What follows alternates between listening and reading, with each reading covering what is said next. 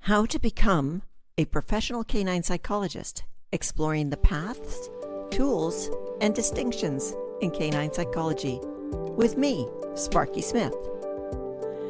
What does it take to become a dog psychologist?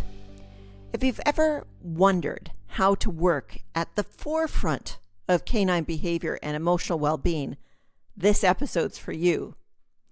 As a recognized member of the Complementary Medical Association as a canine psychologist, I specialize in working with traumatized and rescued dogs. Having carved out my own path in this field, I'm here to share insights into the depth, knowledge, and tools and system-level thinking needed to build a professional stature as a dog psychologist. A canine psychologist addresses behavioral issues holistically, uncovering root causes across 10 systems using neuroscience, system theory, sensory integration, and collaboration across disciplines. This work also includes therapeutic support for both dogs and their human caregivers, understanding canine behavior and mental processes, and providing credible clinical reporting to support diagnostics, psychopharmacological interventions, and therapeutic techniques. In today's episode, I'll walk you through the 5 key steps to becoming a dog psychologist. These steps highlights overlaps with Certified Applied Animal Behaviourists, or CAABs, and dog behaviorists, while showcasing how a psychologist's approach delves deeper into the system that shapes behavior. And as a bonus, I've created a special comparative chart to help you explore these distinctions further. Stick around until the end, where I'll show you how to download this free resource. It's something every aspiring professional or dog parent will find invaluable.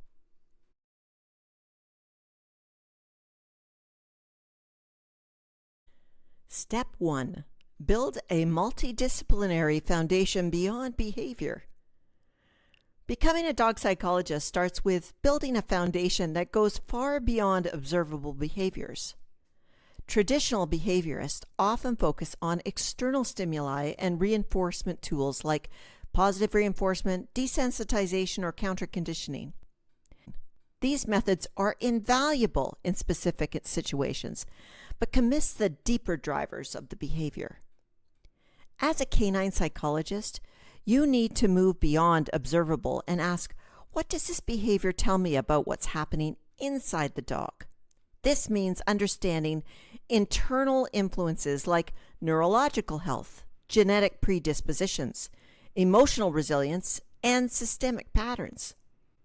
For instance, sensory play isn't just an activity. It's a way to explore how the dog processes its environment. Emotional regulation frameworks help uncover deeper stress response. These tools enables you to address root causes rather than just managing surface-level behaviors.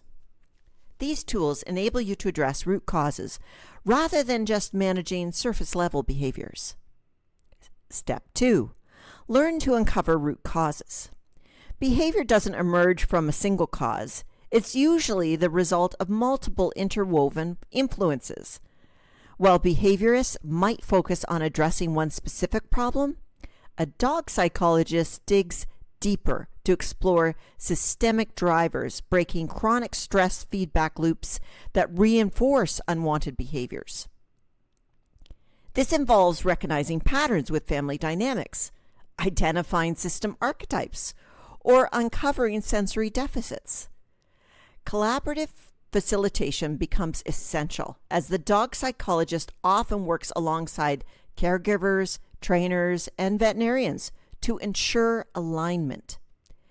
Developing the dog's brain and nervous system is also key.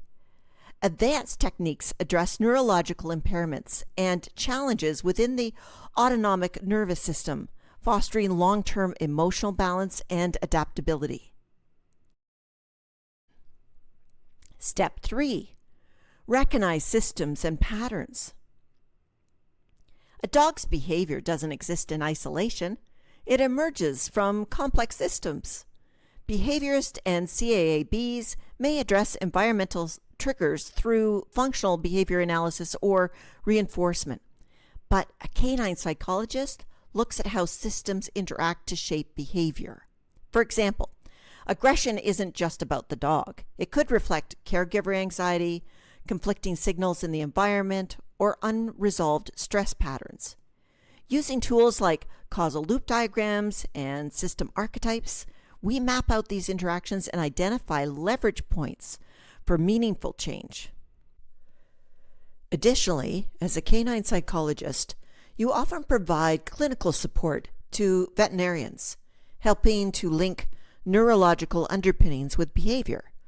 By understanding psychoactive medications and their impact, you can work collaboratively to ensure treatment plans are not only credible, but also integrated, addressing both the medical and behavioral aspects of care. Now, did you know that while Certified Applied Animal Behaviourists focus on clinical studies and behavior science, canine psychologists bring in the emotional and relational dynamics of both dogs and their caregivers? My comparative chart breaks this down and more. Stick around and I'll tell you how to get it at the end of the episode. Step 4. Facilitate collaboration across disciplines. Dog psychology isn't a solo endeavor. It requires collaboration across multiple disciplines to achieve sustainable change. As a program manager, a dog psychologist coordinates stakeholders, establishes metrics, provides clinical behavior reports, and ensures progress is tracked through regular updates to everyone. For example, a veterinarian might manage PTSD with medication based on behavioral reports you provided, while a trainer focuses on emotional regulation and neurological development plan that you've put in place. The caregiver improves communication and stress management, all align with the psychologist's facilitation. This ensures that every aspect of the dog's well-being is addressed holistically, from medical care to emotional recovery. Step 5. Develop beyond the symptom. The final step is what truly sets canine psychology apart: addressing the entire ecosystem surrounding the dog. While behaviorists or CAABs may design effective plans for specific behaviors, a dog psychologist looks at how these behaviors fit into the broader systems framework. This includes mapping how caregiver stress influences the dog's emotional state, identifying sensory deficits or neurological challenges, and fostering resilience through intrinsic motivation. By integrating tools like sensory-based exercises, chronic stress management techniques, and emotional regulation strategy, the psychologist helps the dog achieve sustainable balance across interconnected systems. Look, dog psychology isn't about quick fixes. It's about uncovering root causes, recognizing systemic influences, and guiding the entire ecosystem towards balance. The methods overlap with those of CAABs and dog behaviorists. The psychologist's work extends beyond into further collaboration, systems mapping, and trauma recovery. If this resonates with you, I've created a special comparative chart to help you explore these distinctions further. It's free, but only available for a limited time. You'll find the link in the show notes or the video descriptions if you're watching on YouTube. Don't miss out. This resource will give you clarity on the differences between key roles and help you better understand how to make informed decisions for your career or your dog. Until next time, keep observing, keep learning, and keep connecting with your dog's world and your own. Let me know in the comments below what you thought of this episode and if you have any further questions you'd like me to address.